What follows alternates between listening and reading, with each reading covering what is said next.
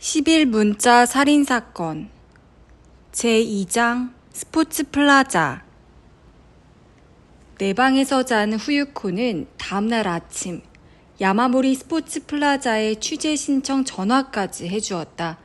출판사 이름을 대야 상대도 안심할 거라고 생각했기 때문이다. 취재에는 흔쾌히 오케이 사인이 떨어졌지만 사장을 만나고 싶다는 요구에는 잠깐 망설이는 것 같았다. 사장님 말씀을 들을 수 없을까요? 작가 선생님이 직접 만나고 싶다고 하셔서요. 작가 선생님이란 나를 두고 하는 말이었다. 후유코는 잠깐 있다 내 이름을 댔다. 아무래도 상대방이 작가 이름을 물은 것 같다. 그다지 유명한 작가가 아니라 아마 모를 텐데. 이름 없는 작가라 거절당할지도 모른다고 생각하니 조금 불안해졌다. 하지만 그 불안을 씻듯 후유코의 표정이 밝아졌다. 그러세요. 예, 그럼 잠깐만 기다려주세요. 후유코는 송아기를 손으로 막고 조그맣게 말했다. 오늘이라면 괜찮다는데 어때? 나도 좋아. 후유코는 상대방과 시간을 정했다. 오늘 낮 1시에 안내데스크로 가기로 했다. 야마모리 사장이 네 이름을 알고 있는 것 같아. 전화를 끊고 V자 사인을 하며 후유코가 말했다. 어쩌면 모르면서도 스포츠센터의 홍보가 될까 싶어 만나기로 한 게 아닐까? 그런 것 같진 않던데. 기분 탓인가? 나는 입술 끝을 조금 삐죽댔다. 스포츠센터까지는 1시간이면 충분했지만 늦지 않기 위해 점심 전에 나가기로 했다. 그런데 신발에 발을 막 넣으려고 할 때 초인종이 울렸다. 문을 열자 감색 티셔츠가 땀에 흠뻑 젖어 무척 지저분해 보이는 남자가 멍하니 서서는 무뚝뚝한 목소리로 택배요 하고 운을 뗐다. 사치유가 보낸 짐이 일찍 도착한 모양이다. 나는 한쪽만 신은 신발을 벗고 도장을 가지러 갔다. 짐은 귤 상자보다 2배는 더 커 보이는 종이 상자 2개였다. 촘촘하게 둘러친 비닐 테이프에서 사치요라는 사람의 꼼꼼한 성격이 그대로 드러났다. 무거워 보이네요. 상자를 보며 내가 말했다. 꽤 무겁습니다. 책인 것 같은데 이런 종류는 꽤 무겁죠. 좀 도와드릴까요? 괜찮습니다. 택배기사가 짐을 안으로 옮겨주었다. 정말 무거웠다. 무슨 쇠덩이라도 들어있는 게 아닐까 싶을 정도였다. 2번째 상자를 들려는 순간 내 시선 끝에 뭔가 움직이는 게 걸렸다. 뭐지? 반사적으로 고개를 돌렸다. 복도 끝에서 뭔가가 사라지는 걸 순간적으로 본 것 같았다. 손길을 멈추고 그쪽을 보고 있는데 사람 얼굴이 슬쩍 눈에 들어왔다.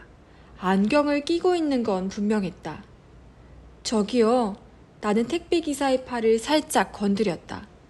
저쪽 그늘에 누가 서 있는 것 같은데 아저씨가 올 때도 있었나요? 예?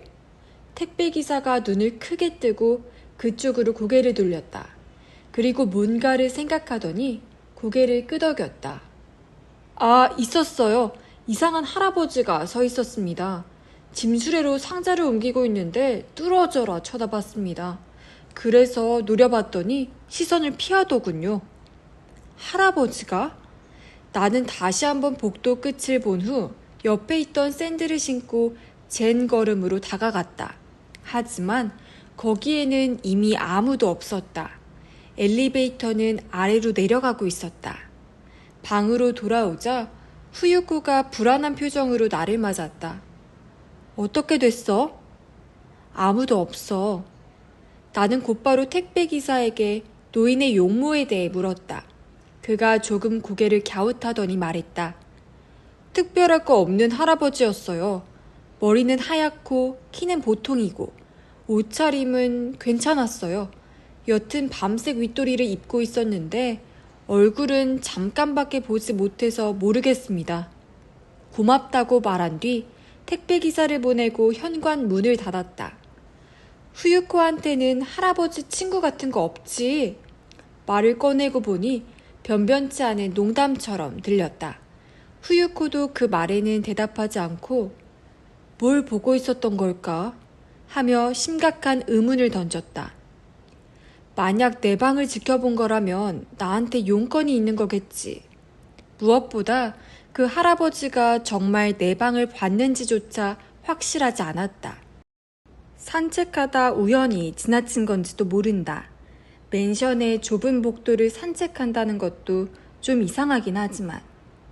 그런데 이 큰 짐들은 뭐야? 후유코가 상자들을 가리키며 물었다. 나는 상자의 내용물에 대해 설명했다. 말이 나온 김에 오늘 니자토 미유키가 집에 올 거라는 것도 덧붙였다. 오늘 밤 오기로 약속했으니 그때까지는 집에 와야 한다. 가와즈 씨의 과거가 이 안에 담겨 있는 거네. 후유코가 가슴 사무친 목소리로 말했다. 그 말을 들으니 곧장 상자를 풀고 싶은 충동이 쏟았지만 미유키와 한 약속도 있어서 참기로 했다. 게다가 무엇보다 지금 나가지 않으면 약속 시간에 늦는다. 방을 나와 엘리베이터에 오른 순간 문득 아까 그 할아버지가 누군가를 본 게 아니라 배달 온 짐을 본 게 아닐까 하는 생각이 들었다.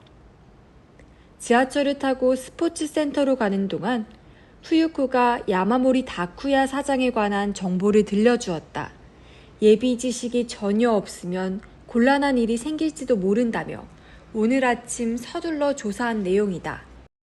다쿠야의 장인이 야마모리 히데타카야. 야마모리 그룹의 일족이지. 그러니까 다쿠야는 대릴사위인 셈이야. 야마모리 그룹은 전철 회사를 중심으로 성장했고 최근에는 부동산에도 주력하고 있었다. 학창시절 수영선수였던 다쿠야는 올림픽 출전을 꿈꾸기도 했대. 대학과 대학원에서 운동 생리학을 전공했고 졸업 후에는 야마모리 백화점에 입사했어. 백화점에서 그를 채용한 이유는 당시 스포츠센터를 시작하려던 백화점 측에서 전문 스태프가 필요했기 때문이야. 그는 회사의 기대만큼 꽤 일을 잘했나 봐.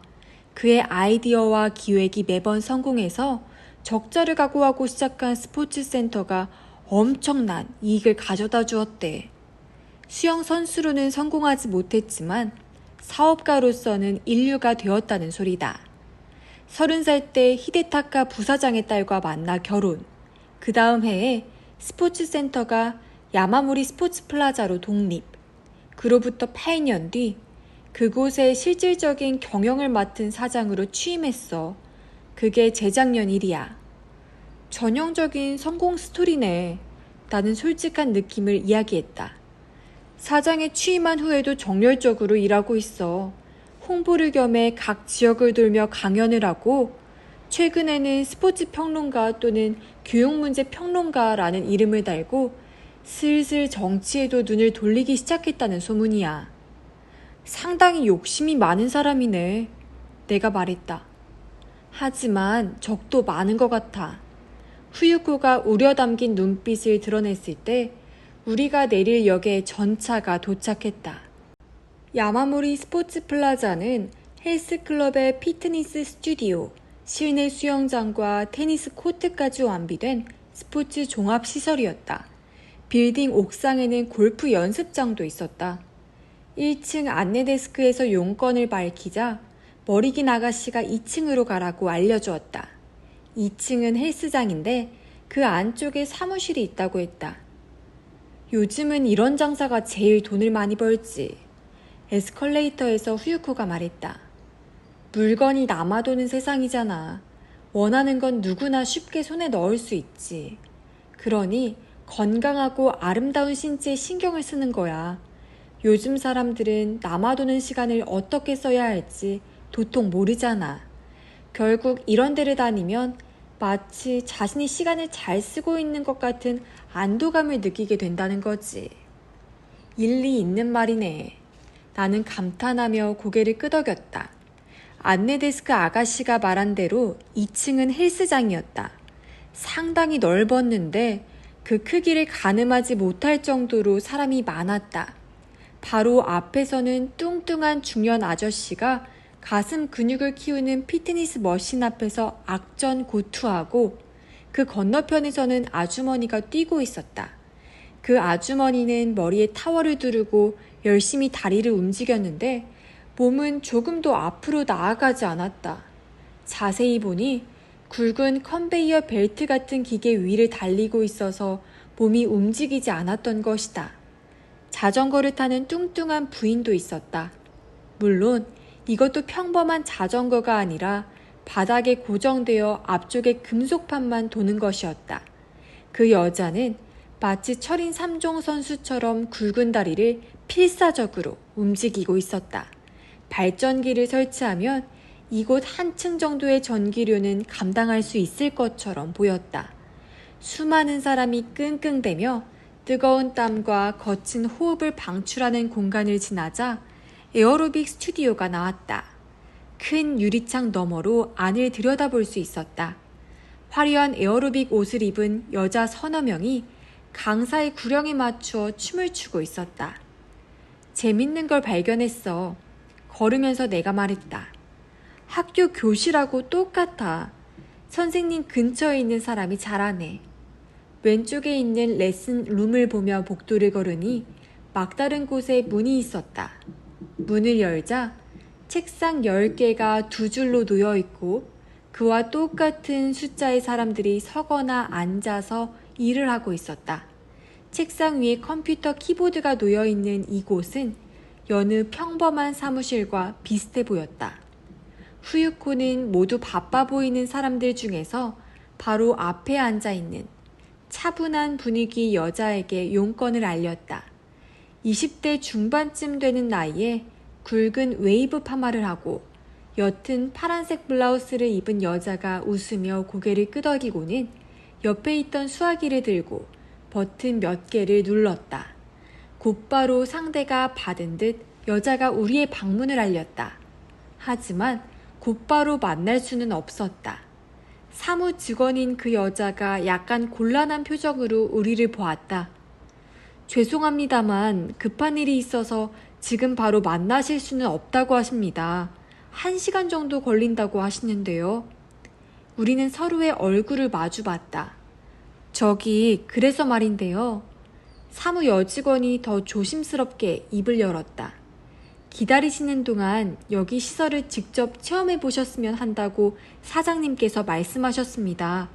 그리고 그 느낌을 나중에 말씀해 주시면 좋겠다고. 예?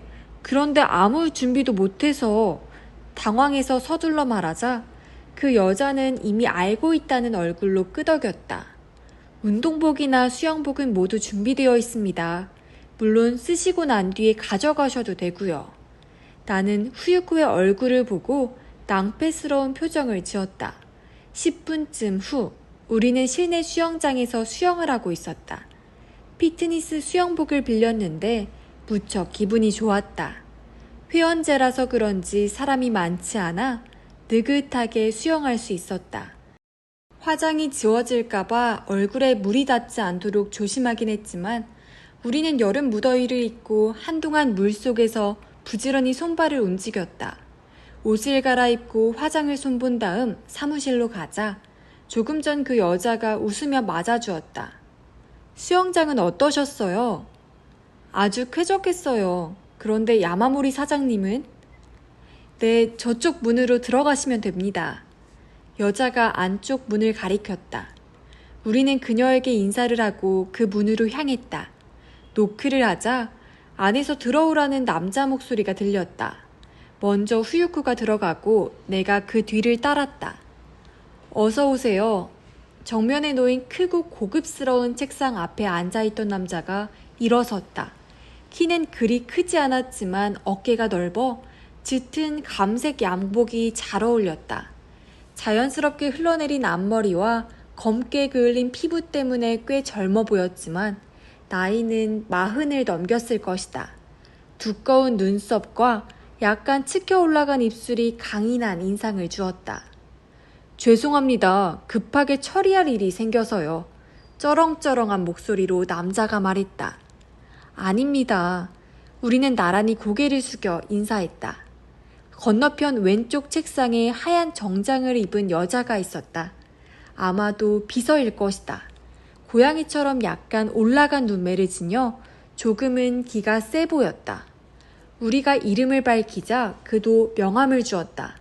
거기에는 야마모리 스포츠 플라자 사장 야마모리 다쿠야 라고 적혀 있었다. 이게 이 친구의 최신작입니다. 후유코가 가방에서 내가 최근 출간한 책을 꺼내 그에게 건넸다. 그렇군요. 그는 도자기를 어루만지듯 이리저리 살펴보더니 표지와 내 얼굴을 번갈아 봤다. 추리소설은 오랜만이네요. 아주 예전에 셜록 홈즈를 읽은 뒤로는 처음입니다. 할 말을 찾지 못해 나는 잠자코 있었다. 꼭 읽어보라고 할 정도의 작품도 아니고 그렇다고 읽지 말라고 하는 것도 좀 이상했다. 야마모리 사장이 방 한가운데에 놓인 소파에 앉으라고 권해 나는 후유코와 나란히 앉았다. 굉장히 편한 가죽 소파였다. 그런데 뭘 알고 싶으신 건가요? 야마모리 사장이 온화한 표정과 말투로 물었다. 나는 후유코와 미리 상의한 대로 소설을 구상 중인데 스포츠센터를 소재로 쓰고 싶어서 운영 방식이나 회원에 대해 알고 싶다고 대답했다. 갑자기 가와즈 마사유키에 대해 언급하면 이상하게 여길 거라고 생각했기 때문이다. 이어서 센터 경영이나 운영에 대해 생각나는 대로 질문했다. 야마모리 사장은 질문 하나하나에 친절하게 그리고 때때로 농담을 섞어 설명해 주었다. 도중에 비서가 커피를 내려놓고 곧장 밖으로 나갔다. 자리를 피해달라고 미리 이야기를 해놓았을지도 모른다. 나는 잠시 여유를 갖기 위해 커피를 한 모금 마시고 되도록 자연스럽게 본론으로 들어갔다. 그런데 최근에 가와즈 씨하고도 만나셨죠? 갑작스러운 질문이라고 생각했는데 야마모리 사장의 표정에는 전혀 변화가 없었다. 계속 입가에 미소를 지은 채 가와즈 마사유키 씨 말입니까? 하고 되물었다. 네, 그렇게 대답하자 나를 보는 그의 눈에 변화가 생기는 것 같았다. 가와즈 씨하고는 아는 사이신가요? 그가 물었다. 예, 조금요. 그런데 그 사람이 가지고 있던 스케줄표에 야마모리 사장님과 만날 약속이 적혀 있어서요. 그랬군요. 야마모리 사장은 천천히 고개를 끄덕였다. 예, 지난주에 만났습니다. 마찬가지로 취재 이야기였습니다. 역시 마사유키는 여기에 왔었다. 뭘 취재했나요? 스포츠 관련 산업에 대해서요. 이 말을 한 후 그는 빙긋 웃었다. 이런 장사가 요즘 얼마나 돈을 버는지 조사하고 있다고 했습니다. 다른 사람이 생각하는 만큼 많지는 않다고 대답했지만요. 재미있다는 듯 그렇게 이야기하고 야마모리 사장은 테이블 위에 놓인 단계갑에서 켄트 한 개비를 꺼내 입에 물고 역시 테이블 위에 놓여있던 크리스털로 장식된 라이터로 불을 붙였다. 가와즈 씨하고는 전부터 아는 사이셨나요? 그러자 그는 고개를 조금 갸웃하더니 담배를 든 채 오른쪽 새끼손가락으로 눈썹 위를 문질렀다. 예, 저도 가끔 체육관에서 운동을 하는데 그때 자주 만났죠. 꽤 괜찮은 남자라. 그럼 그 취재 때 혹시 개인적인 대화는 나누지 않으셨나요? 그야말로 세상 돌아가는 이야기 정도였죠. 어떤 이야기였죠? 혹시 기억나는 건 없으세요? 사소한 이야기였습니다. 제 가족 이야기나 그의 결혼 이야기 같은 거였죠. 그 사람 독신이에요. 알고 계신가요? 알고 있습니다. 내가 대답했다. 그래요? 그때도 빨리 좋은 여자를 만나라고 잔소리를 늘어놓았죠.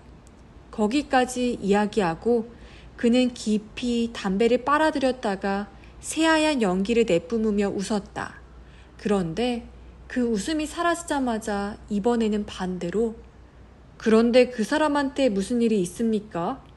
소설 취재에 필요한 이야기 같지는 않은데요. 하고 물었다. 온화한 얼굴 표정에는 변화가 없었지만 눈에는 날카로운 힘이 담겨 있었다.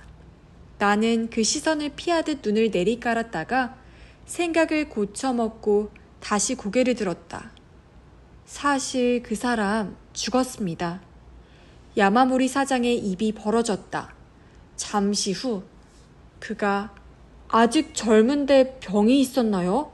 하고 물었다. 아닙니다. 살해됐습니다. 아니, 그는 미간을 찌푸렸다. 언제? 아주 최근입니다. 어쩌다? 모르겠습니다. 얼마 전 갑자기 형사가 찾아와서 그 사람이 살해되었다고 알려주었습니다. 독살된 뒤 둔기로 머리를 맞고 쓰레기처럼 항구에 버려졌다고 하더군요. 예상대로 그는 대답이 궁한 모양이었다. 한참을 침묵하다 입을 열었다. 그렇습니까? 정말 안 됐군요. 얼마 전이라고요? 그런 사실은 전혀 몰랐습니다. 정확히 말하면 사장님을 만나고 나서 이틀 뒤였습니다. 그랬군요. 만나셨을 때 그 사람 뭔가 말하지 않았나요? 뭔가라니? 예컨대 죽음을 암시하는 것 같은 말이요. 당치 않아요. 그의 목소리가 커졌다. 그런 이야기를 들었다면 사정을 캐묻지 않고 돌려보내지는 않았을 겁니다. 그럼 그런 이야기를 다른 데서 했다는 말입니까? 아니요, 그런 건 아닙니다만. 야마모리 사장의 눈에 의심쩍은 빛이 감돌았다. 약간 맘에 걸리는 게 있어서요. 나는 짐짓 미소를 지었다. 너무 이 이야기에 매달리면 의심을 받게 될 것이다. 내가 다시 한번 센터 안을 견학할 수 없겠느냐고 말하자 야마모리 사장은 인터폰을 통해 그 뜻을 밖에 있던 비서에게 전했다. 곧바로 미녀 비서가 여자 하나를 데리고 나타났다. 조금 전 이런저런 신세를 졌던 사무직원이었다. 그 직원이 가이드를 맡을 모양이었다. 천천히 둘러보세요. 여직원을 따라 방을 나서는 우리에게 야마모리 사장이 말했다. 안내를 맡은 여직원은 하루무라 시즈코라고 적힌 명함을 건넸다. 나와 후유코는 그 뒤를 따라 센터를 견학했다. 헬스장에서 이시쿠라라는 30살 전후의 강사를 소개받았다. 이시쿠라는 보디빌더처럼 실제로 그럴지도 모르지만 한껏 부푼 온몸의 근육을 자랑이라도 하듯 딱 달라붙은 티셔츠를 입고 있었다. 중년 아주머니가 좋아할 만한 잘생긴 얼굴에 짧게 깎은 헤어스타일도 깨끗한 인상을 주었다. 추리소설의 소재? 대단한데요? 이시쿠라가 노골적으로 값을 매기는 시선을 드러냈다. 그 책은 꼭 읽어야겠네요. 그런데 헬스 강사가 살해되는 스토리는 쓰지 말아주세요. 이쪽은 별 생각도 없는데 신이 나서 농담을 짓거리며 크게 웃었다. 이시쿠라 씨는 사장님 동생이세요. 헬스장에서 벗어나자 시즈코가 가르쳐 주었다. 사장님과 마찬가지로 체대를 나오셨죠. 그렇다면 야마모리 다쿠야의 결혼 전 성이 이시쿠라라는 말인가? 이시쿠라 형제가 야마모리 일가에서 잘 적응하고 있다는 이야기다. 실내 테니스 코트로 가는 도중 시즈코가 앞에서 걸어오는 두 여자에게 인사를 했다. 한 사람은 중년 부인이고 또 한 사람은 몸집이 작은 중학생쯤 되는 여자이었다. 모녀일지도 모르겠다. 검은 원피스를 입은 부인은 상당히 관록이 있어 보였다.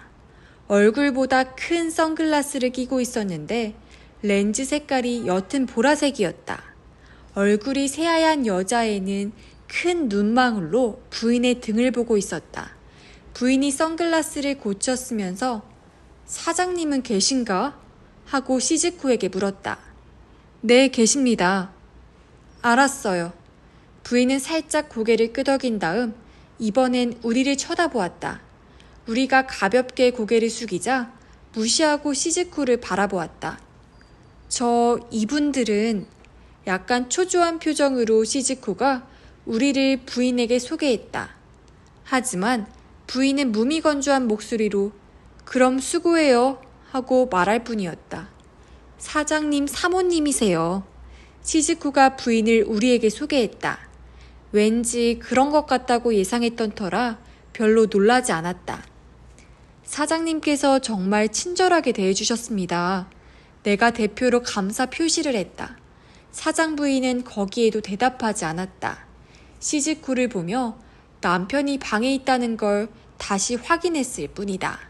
그리고 여자의 오른손을 끌어 자신의 왼쪽 허벅지를 잡게 하고는 자, 가자 하고 조그맣게 속삭였다. 여자애가 고개를 끄덕였다. 사장 부인이 천천히 발을 내딛자 여자애도 그 뒤를 따랐다. 둘은 복도를 걸어갔다. 우리는 두 사람의 뒷모습을 바라보다 다시 복도를 걷기 시작했다. 저 아가씨는 유미라고 해요. 시즈쿠가 목소리를 낮추고 말했다. 야마모리 사장님의 따님이신가요? 내가 묻자 시즈쿠가 끄덕였다. 태어나면서부터 눈이 좋지 않아서 전혀 안 보이는 건 아니었는데 교정을 해도 시력이 좋아지지 않았다고 하네요. 대답할 말을 찾지 못한 나는 잠자코 있었다. 후유코도 입을 굳게 다물고 있었다. 하지만 사장님이 너무 집에만 틀어박혀 있으면 좋지 않다고 하셔서 한 달에 몇 번씩 여기로 운동하러 오십니다. 장애가 있어서 사장님이 더 애지중지 하시겠네요. 후유코가 말했다. 그야 물론이죠. 시즈쿠의 목소리에 힘이 실렸다. 마침내 테니스 코트에 도착했다. 짧은 테니스 치마를 입은 아주머니가 코치가 쳐준 공을 되받아치는 연습을 하고 있었다. 코치는 볼을 쳐주면서 나이스 샷, 좀 더 무릎을 굽혀요 등 이런저런 주의를 주느라 바빠 보였다. 저 잠깐만요. 실례합니다. 시즈쿠가 우리에게 말하고 복도 쪽으로 달려갔다. 작업복을 입은 남자가 짐수레에 기댄 채 그녀를 기다리고 있었다. 큰 덩치에 새까만 피부를 지닌 남자였는데 금태 안경을 끼고 있었다. 콧수염이 상당히 신경에 거슬렸다. 시즈쿠가 다가가자 남자는 이쪽을 보면서 대화를 나눴고 시즈쿠도 이야기를 주고받으며 힐끔힐끔 이쪽을 쳐다봤다. 한참이 지나서야 시즈쿠가 돌아와 말했다. 정말 죄송합니다. 할 일이 있으시면 이만 여기서... 후유코가 말하자 시즈코는 손사래를 쳤다. 아니에요. 나는 작업복 입은 남자를 바라봤다. 짐수레를 밀면서 복도를 걸어가던 남자가 이쪽을 돌아보는 순간 나와 눈이 마주쳤다. 그는 황급히 시선을 피하고 짐수레 미는 속도를 높였다. 그 뒤 시즈코의 안내로 골프 연습장도 견학하고 팸플렛을 산더미처럼 얻어 센터를 나왔다. 시즈코는 출구까지 따라 나와 배웅했다. 이것으로 센터 취재는 끝났다. 돌아오는 지하철 안에서 우리는 서로의 생각을 나눴다. 딱 꼬집어 이야기할 순 없지만 야마모리라는 사장 꽤 냄새가 나. 내 의견이었다. 뭔가 알고 있는데 숨기고 있다는 느낌이 들어. 그 사람 정말 가와즈가 죽은 걸 몰랐던 것 같던데. 후유코가 말했다. 그게 이상해. 회원이 죽은 걸 아무리 친하지 않았다고 해도 물을 수가 있나? 후유코는 대답 대신 한숨을 짧게 내쉬고 두세 번 고개를 가로저었다. 뭐라 의견을 밝힐 단계가 아니라는 표정이었다. 물론 나도 마찬가지였다. 후유코와 헤어져 집으로 돌아오자 전화가 울렸다. 서둘러 전화기를 들었더니 어디선가 들은 적이 있는 목소리가 들려왔다. 니자토예요. 상대가 말했다. 그제야 알아챈 나는 네 하고 대답했다. 시계를 보니 아직 약속 시간까지는 여유가 있었다. 실은 가와즈 씨의 자료를 빌릴 필요가 없어졌어요. 그녀의 말투는 마치 무언가에 단단히 화가 난 사람 같았다. 그럼 오늘 다른 걸 조사하다가 우연히 찾던 자료를 발견했습니다. 괜히 소란스럽게 해서 죄송합니다. 그럼 저희 집에 안 오신다는 거죠? 네. 상자를 열어봐도 되나요? 물론입니다. 정말 죄송합니다. 알겠다고 말하고 전화를 끄는 나는 방구석에 놓아둔 상자를 보았다. 상자는 사이좋은 쌍둥이처럼 얌전히 자리를 지키고 있었다. 나는 옷을 갈아입고 냉장고에서 캔 맥주를 꺼내 마셨다. 그리고 소파에 앉아 상자를 쳐다봤다. 상자는 이삿짐 센터에서 샀는지 요란한 색깔로 회사 이름이 인쇄되어 있었다. 맥주를 반쯤 마셨을 때 갑자기 이상한 느낌이 들었다. 쌍둥이처럼 닮은 두 상자에 약간 다른 점이 보였다. 포장에서 차이가 났다. 한쪽에 비해 다른 한쪽이 조금 지저분해 보였다. 여기저기에 비닐 테이프가 덕지덕지 붙어 있어서 정성스럽다고는 할 수 없었다. 이상하다는 생각이 들었다. 오늘 아침 상자가 배달되었을 때 가와즈 사치오의 성격을 고스란히 드러내듯 정성스러운 포장에 감탄했던 기억이 났다. 테이프도 마치 자를 대고 붙인 것처럼 깔끔했었다. 둘 다. 그래, 분명히 상자 두 개가 모두 그랬다. 틀림없이. 맥주를 다 마시고 테이프가 덕지덕지 붙은 상자를 조심스럽게 조사했다. 조사라고 해봐야 상자 주변을 뚫어지게 쳐다보는 것 뿐이었지만 상자를 보기만 해선 알아낼 수 있는 게 하나도 없었기 때문에 테이프를 떼고 열어보기로 했다. 상자 안에는 책과 노트, 스크랩이 이리저리 섞여 있었다. 그것들을 그대로 두고 다른 한쪽을 열어봤다. 예상대로 이쪽은 잘 정리되어 있었다. 테이프를 붙인 방법 그대로 사치오의 성격이 드러나 있었다. 상자를 그대로 두고 장식장에서 버번 병과 술잔을 꺼낸 뒤 몸을 던지듯 다시 소파에 걸터 앉았다. 그리고 잔에 술을 따라 꿀꺽 한 모금 들이켰다. 빨라진 심장 박동 소리가 그 순간만큼은 차분히 가라앉았다. 조금 안정을 되찾고 나서 수화기를 들고 버튼을 눌렀다. 벨소리가 3번 울린 다음 상대가 나왔다. 하기요입니다. 후유코의 목소리다. 나야. 내가 말했다. 아, 왜? 당했어.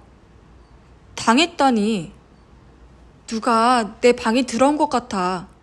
후유코도 긴장한 듯 한참 있다가 도둑 맞은 게 있어? 하고 물었다. 도둑 맞았어. 뭘?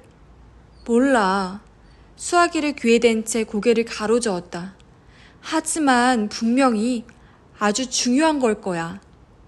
다음 날 나는 후유코가 일하는 출판사로 갔다. 장례식 때 본 다무라라는 편집자를 만나기 위해서였다. 물론 만날 약속을 해준 것은 후유코였다. 출판사 로비에서 만나 셋이 함께 근처 카페로 들어갔다. 니자토 씨에 대한 건데요. 다무라는 커피잔을 들어 입으로 가져가던 손을 멈추고 눈을 크게 떴다.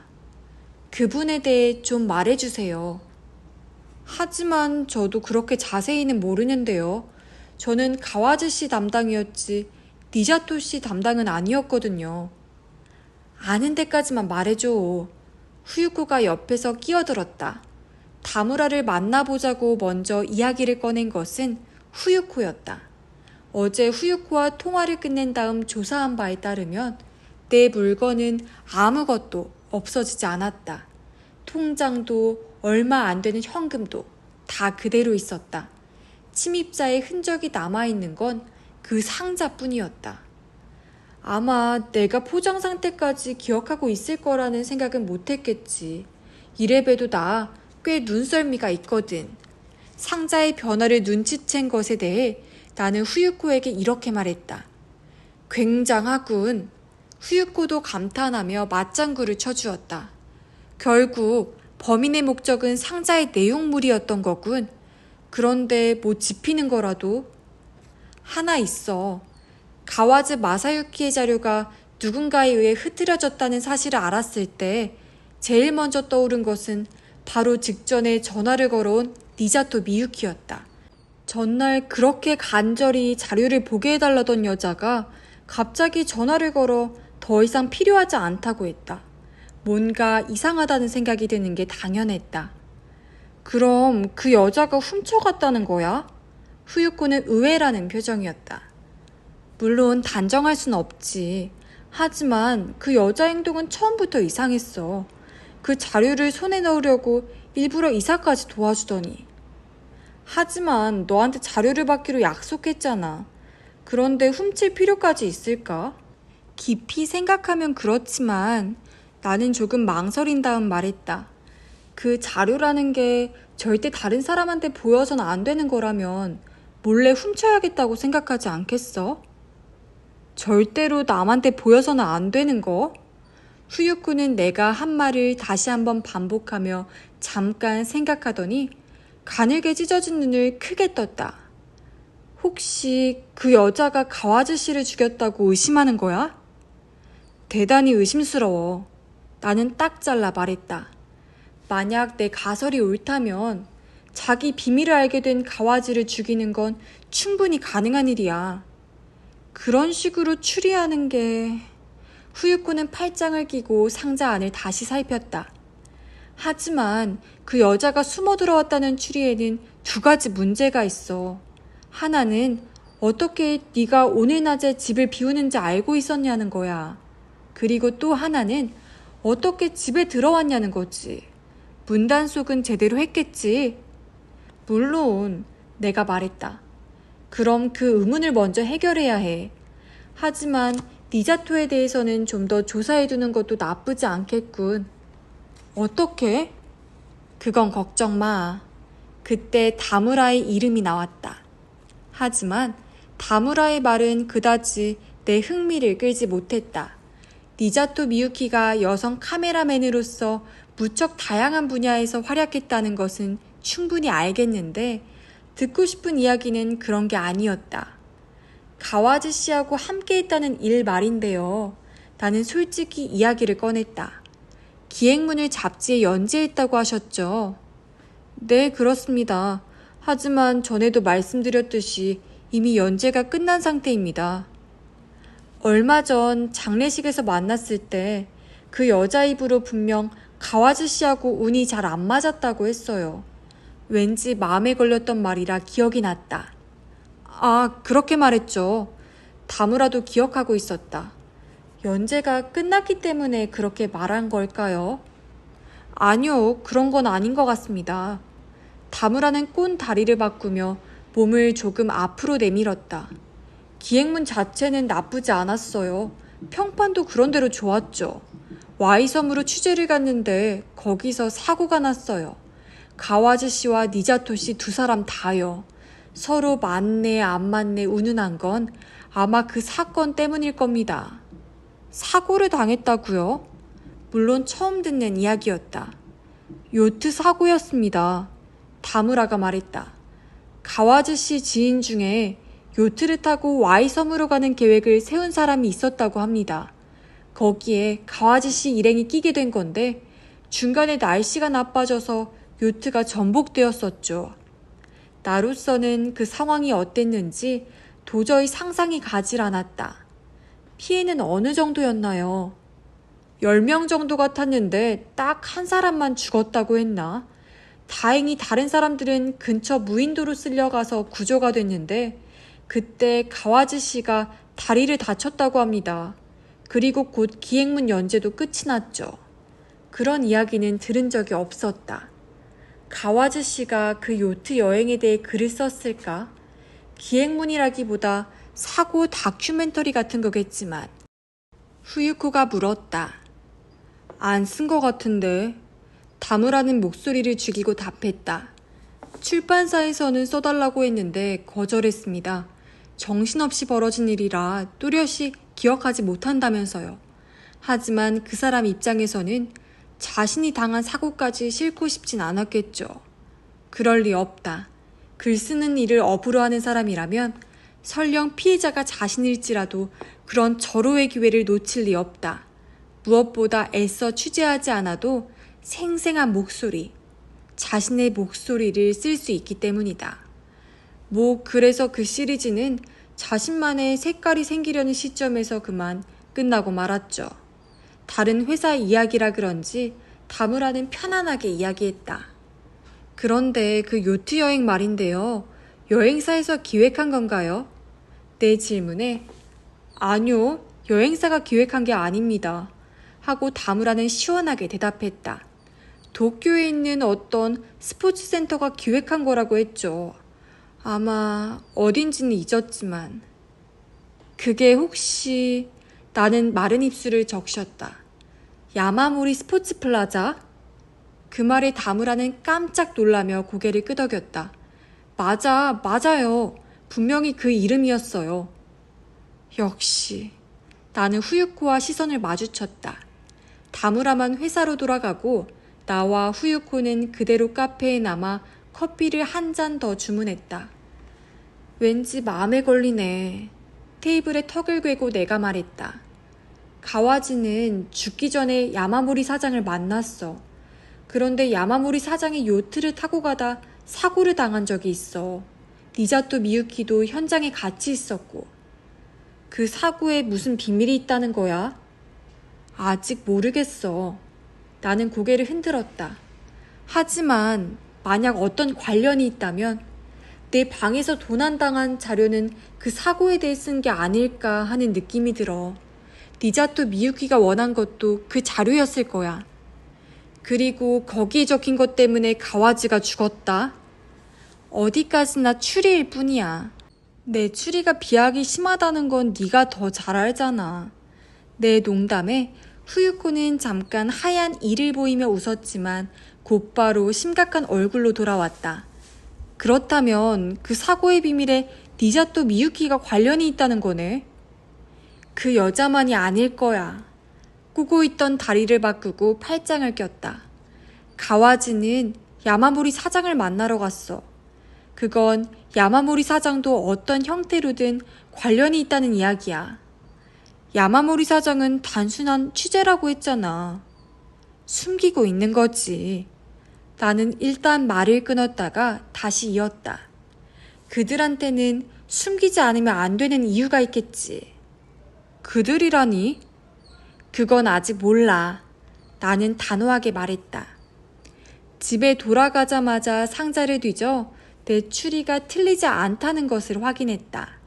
작년에 가와즈 마사유키가 담당했던 기획문 자료는 거의 다 있었다. 그러나 문제의 요트 여행에 대한 것만은 아무리 찾아도 없었다. 그 여행 도중에 무슨 일이 있었다. 물론 단순한 해난 사고는 아니다. 그리고 그것을 다른 사람한테 알리고 싶지 않은 누군가가 존재한다. 니자토 미유키도 그런 사람 중 하나다. 문제는 그들을 어떻게 찾아내느냐였고 나와 후유코는 그에 관해서 대강 계획을 세웠다. 그날 저녁을 먹기 전에 후유코에게서 전화가 왔다. 목소리가 조금 흥분한 것처럼 들렸다. 어쨌든 니자토 미유키와 만나기로 했어. 수고했어. 뭐라고 하면서 만나자고 했어? 솔직히 말했지. 가와지에 대해 묻고 싶은 게 있다고. 경계하는 것 같지는 않았어? 글쎄, 전화라 잘 모르겠던데. 그래. 그 뒤로는 거의 후유코 혼자서 말했다. 나는 니자토 미유키의 강인해 보이던 눈빛이 머릿속에 떠올라 조금 우울해졌다. 둘이 다그치면 어떻게든 되지 않을까? 내가 말하자 후유코는 약간 잠긴 목소리로 그건 좀 어렵겠다고 말했다. 어렵다니? 조건을 하나 걸더라고. 너와 둘이서만 만나고 싶대. 나하고만? 응, 그게 조건이야. 어쩔 셈일까? 모르겠어. 너 혼자면 믿을 수 있다고 생각했는지도 모르지. 설마. 어쨌든 그 여자 조건은 그랬어. 무슨 일이지? 수화기를 든 채 곰곰이 생각했다. 니자토 미유키는 나에게만은 비밀을 이야기해줄 마음이 있는 걸까? 알았어. 나 혼자 갈게. 시간과 장소 좀 알려줘. 나는 후유코에게 대답했다. 다음 날 약속 시간에 늦지 않게 방을 나섰다. 2시에 기치조지의 한 카페에서 만나기로 했다. 후유코 말로는 니자토 미유키의 맨션이 그 근처에 있다고 했다. 만나기로 한 카페는 주문 제작한 것으로 보이는 나무 테이블이 띄엄띄엄 놓여 있어 차분한 분위기를 자아내는 곳이었다. 가게 한가운데에는 엉뚱하게 열대 고무나무가 놓여 있었다. 조명이 어둠침침해 오랫동안 차분하게 이야기하기에 적합했다. 검은 타이트 스커트를 입은 짧은 머리 종업원에게 시나몬 티를 주문했다. 손목시계를 차지 않고 핸드백에 넣어두는 습관 때문에 가게를 둘러보며 시계를 찾았다. 벽에 걸려있는 앤티크 시계가 2시 조금 전을 가리키고 있었다. 시나몬 티를 2-3모금 마셨을 즈음 2시가 되었다. 내부 인테리어를 둘러보는 사이에 다시 5분이 흘렀지만 니자토 미유키는 나타나지 않았다. 별 수 없이 차를 홀짝홀짝 마시며 입구를 봤다. 이윽고 찻잔이 다 비고 시계바늘이 10분을 넘어서고 있는데도 그녀의 모습은 보이지 않았다. 불길한 예감이 들었다. 나는 자리에서 일어나 카운터에 있는 전화로 후유코가 가르쳐준 미유키의 집 번호를 눌렀다. 벨소리가 2-3번 울렸다. 아무도 받지 않을 것 같아 수화기를 놓으려는 순간 딸깍 전화가 연결되었다. 여보세요. 남자 목소리였다. 저기 니자토 씨 댁 아닌가요? 조심스럽게 물었다. 그렇습니다만 누구신가요? 상대편 남자가 되물었다. 내 이름을 대고 집에 없냐고 물었다. 그랬더니 잠깐 침묵하던 남자가 무미건조한 목소리로 말했다. 유감스럽게도 니자토 씨는 돌아가셨습니다. 이번에는 내가 입을 다물었다. 듣고 계신가요? 네, 그런데 돌아가셨다는 게 무슨 말인가요? 살해됐습니다. 남자가 말을 이었다.